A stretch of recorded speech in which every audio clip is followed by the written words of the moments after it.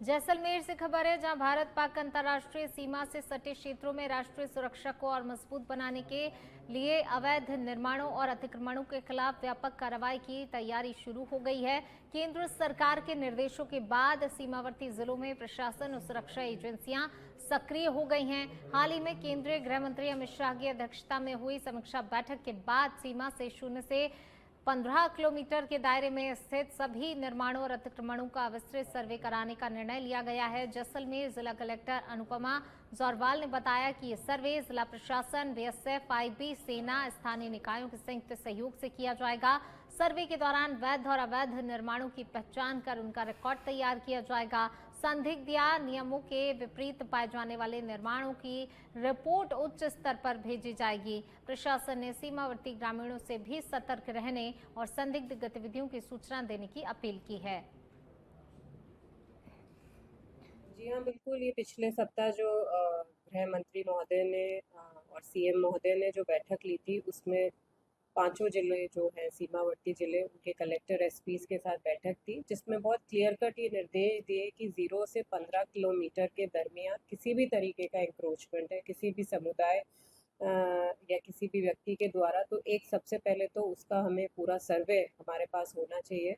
और साथ में यदि ऐसा कुछ पाया जाता है कि जो नियम विरुद्ध है, तो उस पे कार्रवाई करने के लिए दिवाली पर्व से पहले ये हमें इसमें निर्देश दिए गए हैं। इसके साथ ही में क्योंकि सीमावर्ती क्षेत्र है, हमें हर कीमत पे अपनी जो इंफॉर्मेशन गैदरिंग सिस्टम है उसको मजबूत करना है। तो उसके लिए उन्होंने कहा है पुलिस को भी, प्रशासन को भी, कि जितनी भी एजेंसीज़ हैं, अदर एजेंसीज़ हैं, जिसमें आईबी मैं कहूँगी, बीएसएफ है, मिलिट्री है, सभी के साथ जो मंथली बैठकें होती हैं उसको और अच्छा प्रोडक्टिव बैठकों के रूप में आयोजन किया जाए। और हमारे जो पटवारी हैं, पशुपालक हैं, जो एक्स सर्विसमैन हैं, आंगनबाड़ी बहनजियाँ हैं, जो जो हमारे लिए एक सूचना का सोर्स बन सकती हैं, रिलायबल सूचना सोर्स, तो इस तरीके का भी एक तंत्र हमें एक तैयार करना है। मेरे ख्याल से मोटो ये है, सबसे पहले तो क्योंकि बॉर्डर एरिया है, तो हमें ये समझना है कि अतिक्रमी जो है, जो एंक्रोचमेंट कर रहा है, वो कहाँ से आया है। यदि वो एंक्रोचमेंट सिर्फ कुछ फसल का अपनी खेती के लिए कर रहा है, तो वो एक बात हो जाती है। पर यदि मान लीजिए कोई कंस्ट्रक्शंस ऐसे हो रहे हैं जिसमें दिख रहा है कि बहुत पैसा लग रहा है, तो ये प्रशासन और जो एजेंसीज हैं उसके लिए, सरकार के लिए जानना बहुत ज़रूरी है कि ये फंडिंग कहाँ से हो रही है। क्योंकि पिछले ही वर्ष हम सभी जानते हैं कि ऑपरेशन सिंदूर के हमने बहुत लेसन्स लिए हैं।